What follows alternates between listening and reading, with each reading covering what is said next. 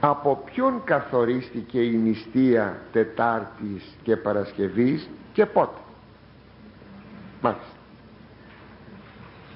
Από ποιον καθορίστηκε η νηστεία?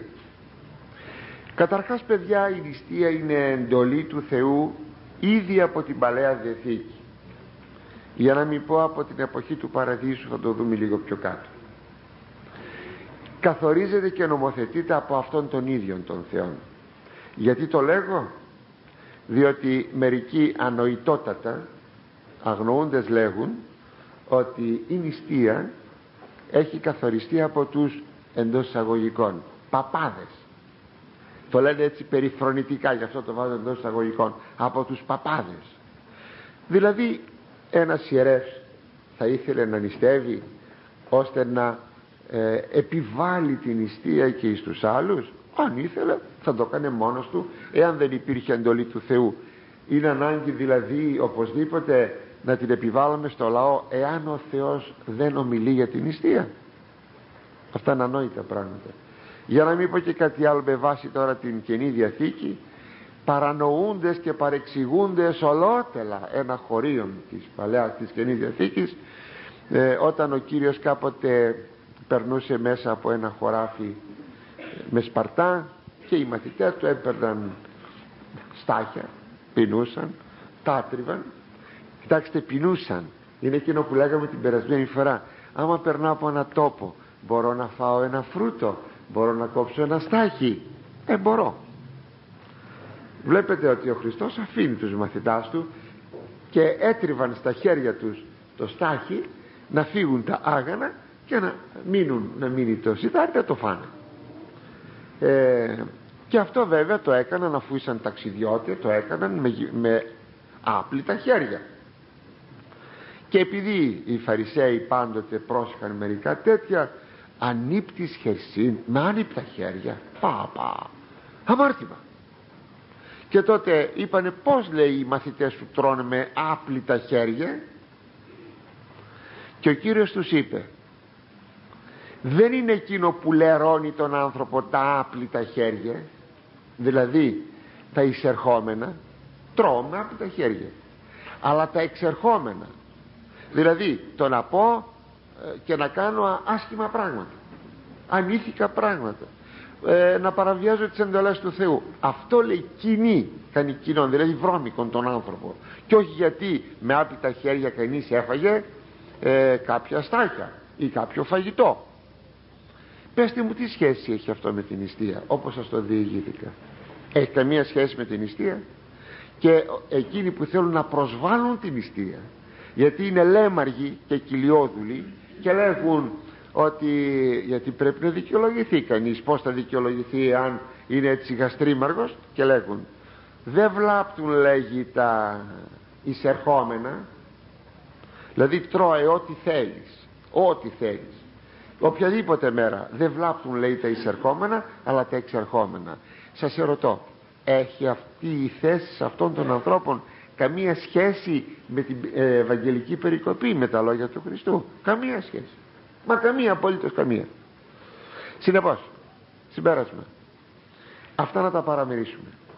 Η νηστεία είναι εντολή του Θεού, έχει θεσμοθετηθεί από αυτόν τον Θεόν πολλαπλώς, μάλιστα, εις την Παλαιά Διαθήκη, αλλά και στην Καινή Διαθήκη θεωρείται γνωστή η εντολή της νηστείας και ο Κύριος δεν ξανανομοθετεί. Δεν υπάρχει λόγος, αφού ενομοθετήθη. Αλλά τι κάνει ο Κύριος? Διορθώνει. Σι δε νηστεύων, λέει στην επί του όρους ομιλία, σι δε όταν νηστεύεις, πρόσεξε να νηστεύεις σωστά, ούτε να το διαλαλείς, ούτε όπως οι Φαρισαίοι το διαλαλούσαν, δεν επλένονται, δεν εκτενίζονται για να δείξουν ότι νηστεύουν. Τι έπαθες? Βλέπω το πρόσωπό σου, τι έπαθες? Αλήθεια? Ξέρεις, νηστεύω, με κομμένη τη φωνή. Αυτά διορθώνει ο Χριστός. Αυτό το διορθώνει. Είναι υποκρισία. Τι κάθεσαι για να σε τιμήσουν οι άνθρωποι και να σου πούν ότι νηστεύεις? Αλλά τι, δεν πείραξε το θέμα της νηστείας, είναι εντολή, τελείως. μόνο διόρθωση κάνει.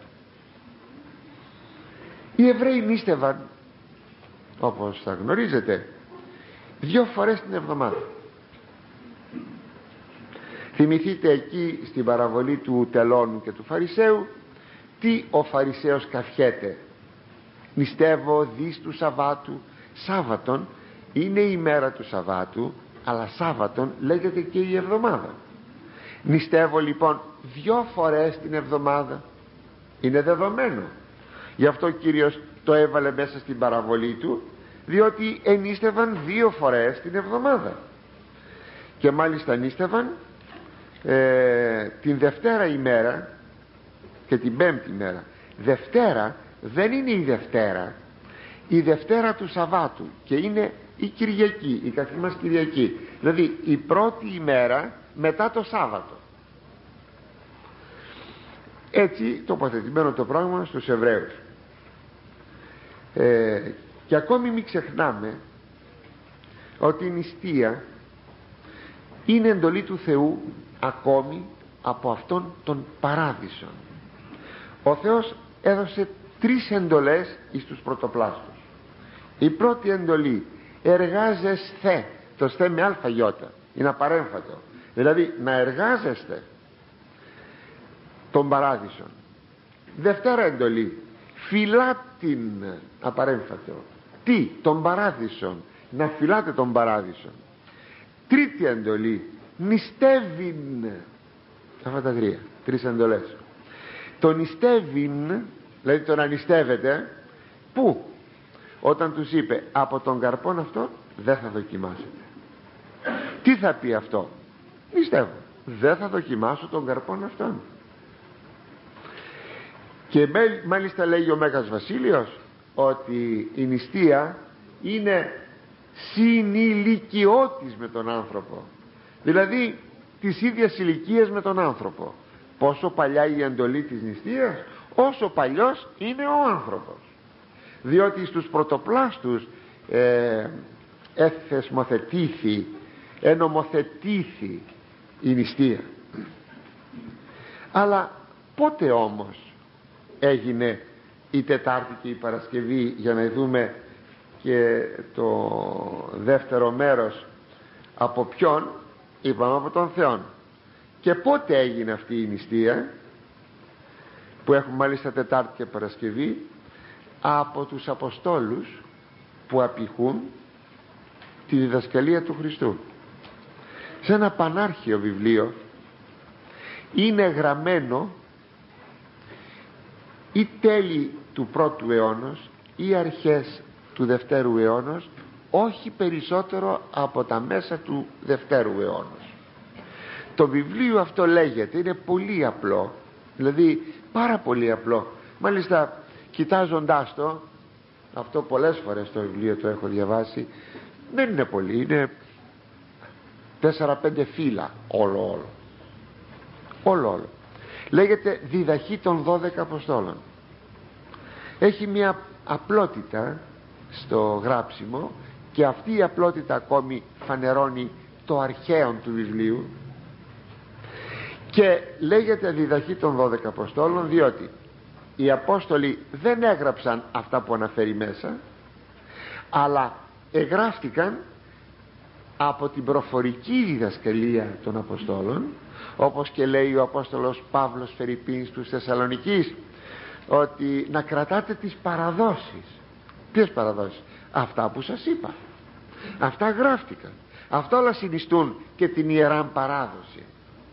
Ύστερα εκείνα που περιέχονται μέσα είναι καθόλα σύμφωνα με την Αγία Γραφή, καθόλα σύμφωνα.